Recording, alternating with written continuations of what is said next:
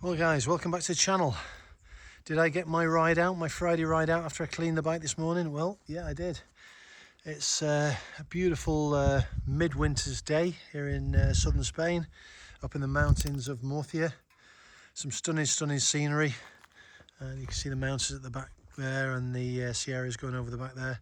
Bit of cloud, currently 15 degrees, and it really does put a smile on your face riding this bike, guys.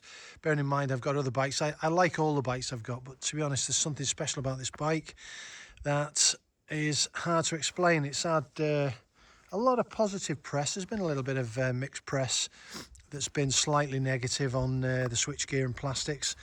But as we know from other posts and we know from other people, the switchgear on the left-hand side has been seen previously on older versions of KTM and Ducati, and I suppose nobody batted an eyelid when it was on them bikes. It's just the fact that this has the label to it of being a Chinese bike, all but in name.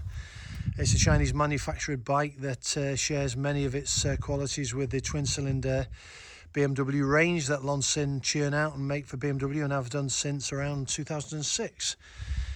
So yeah, I've just gone for a scoot around the countryside, and again just another chicken soup for the soul ride on the Voge. And funny enough, talking in my earlier videos how my very early videos, if you go back to late April, early May, you may have noticed that, or you could hear on them videos, that the engine was very agricultural. It almost had a clatter to it that came up, and I did mention on them earlier videos that this cavity that we've got on the front here, a lot of clatter came up out from this section and hit you in the face. That's why you got a lot of the noise coming out the bike. But as of late, and heading past the 5,000 mark up to 6,000 kilometres, it really has gone smooth, the engine, and also the gearbox. It's really nice to ride.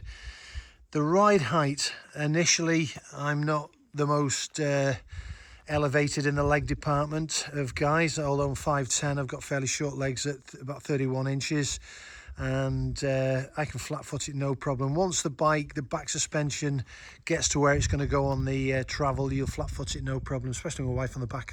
I'm really flat footed on the ground, but generally when I ride solo, I'm flat footed with one heel slightly raised, probably ½ inch off the ground. But if I scoot around, I can get flat footed with both feet. The general riding position I've mentioned in earlier videos is very comfortable. It's one of them bikes that you don't really need to do a lot. Now, you will notice, and you'll have noticed from my earlier videos, that I've got bar risers on this. Again, maybe because I've got short arms and short legs and a long torso, this position suits me better. Now, this bar raiser is for an FGS 850, and now they actually badge them for the Voge, now that this brand and this particular bike and model has gained more traction, so you can get them now with the DSX branding on them. But they're the same ones that fit on the F850 GS, so it gives you some idea of the fork and the triple crown configuration on the top.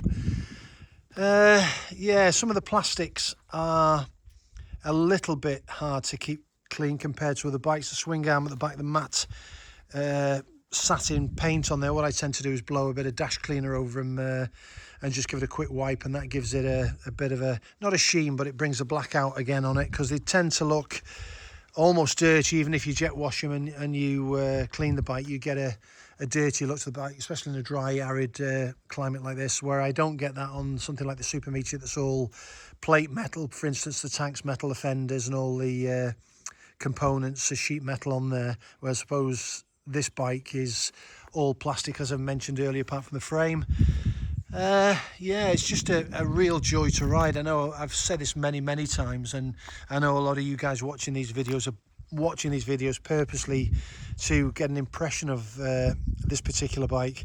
Now, I'm giving a totally true impression of riding this bike. If I didn't like it, guys, it would be gone by now. I've had it getting on for 12 months, and I would have pulled my money that I put into it back quite easily here in Spain, and I would have got something else and gone on about that more than I go on about this. But it truly blows me away. Each time I get on it, the added bonuses that you've got on this bike, bearing in mind now in the UK the luggage is separate, so you can buy that as an add-on like we've always been able to in Spain.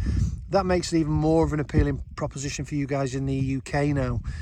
And by that I mean you've got the option now to put different luggage on the back. People often, when they buy this particular bike in Spain, they want a top box that will take 2 helmets, they want expanding side boxes, and etc, etc. And when we first had them in April here in Spain, we had the opportunity to do that because the boxes were an optional extra at a discounted price. Obviously you could buy them added onto the bike. When I first bought my bike, the boxes didn't arrive with the bike, and I didn't pay for the boxes initially, and they came a few days later and they fitted them. So to have the option now in the UK to buy the bike only and then put your own boxes on the back is a big bonus, and obviously a saving of 600 or 700 UK pounds, I believe, or thereabouts, maybe a little less. So all the options are there, but the kit and the quality and the way it rides, the suspension setup out of the box for me has been pretty good. I've not really tweaked it too much. I softened the front up a little tiny bit for these really bad roads we've got around here because it's notoriously rough. I didn't touch the back suspension, although for my wife's on the back I may harden it up now and again on the dial on the back. But everything about it is superb, guys. I mean, I did watch a video on YouTube the other day about someone posting about using a front brake going around bends. I've pretty much always done that, but on this bike it's really safe to do that. I'm not advocating taking a full handful of brake as you do that, but a small touch of brake going around the bends is very advantageous to drop that front end and turn in. That being said, it turns like it's on a dime. It really does turn quite quick. With that 21-inch front wheel, you wouldn't think it would. We've got a skinny Pirelli wheel on the front that I know a lot of you guys look at and say, I'm not so sure about this 21-inch wheel. That mindset is a crazy mindset. When I first bought the bike, I had the same ideas. All the bikes I'd had before, I'd had the standard 19, 17 configuration, and I was a bit dubious about that, but to be honest, it's nothing to worry about. Fuel consumption is still remaining around 4.3, 4.4 litres to 100, so the really good fuel economy. When I was running the bike in way back in May, I was getting a stunning 3.9 to 100, bearing in mind I was keeping it under a certain amount of revs and I wasn't riding it hard. But yeah, I just had to stop at this beautiful location up in the mountains and tell you what a joy it is to ride. The carpy ride's functioning okay. I did change the long bracket that I had on that will drop down right on top of the screen now, so this can drop really low down now, so it's parallel if you like. The only caveat with this new connecting ball joint at the back is it's made of plastic as opposed to the aluminium one or the other one, and with a lot of vibration it does tend to move down slightly where the other one didn't move at all. The blind spot mirrors have worked faultlessly. If I turn it on quick and we look at this mirror, you may see, there you go, blind spot illuminate. That's just to tell you they're functioning, so it's a check when you start the bike. Everything, the cruise control is really easy to use. Super cruise control on it works really, really well.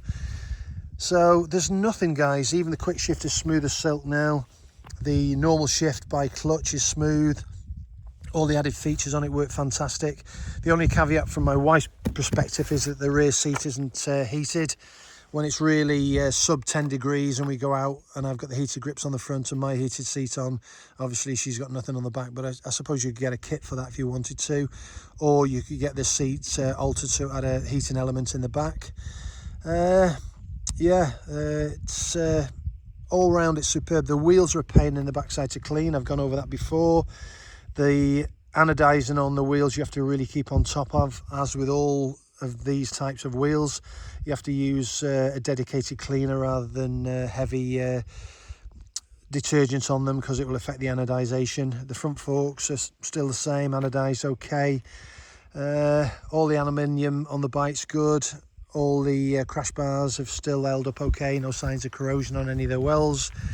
The rear radar is working superbly. Every time I go out and ride with friends, they're in awe that the rear brake starts to flash if I brake hard, and if they get too close the rear hazards come on, and they're gobsmacked how the whole radar system works on this bike. So yeah, just a quick 5 or 10 minutes of thoughts on the bike, guys, and I'm going to set off and head towards the sunset and do a loop around this beautiful part of Spain that I live in. So catch you on the next one, and any tips and tricks I get, I'll be sure to get out to you. If you've got any questions about this bike, I know there are plenty of forums now in the UK, and there's plenty of guys who've got this bike and had it a couple of months in the UK now, and they're getting aware of how the bike rides, what it does, and the things you can change to swap around on it. But any questions you've got to ask me about the bike and what I've found and my opinions, any doubts you've got, raise them with me, and I'll answer in the comment section below. So ride safe, guys.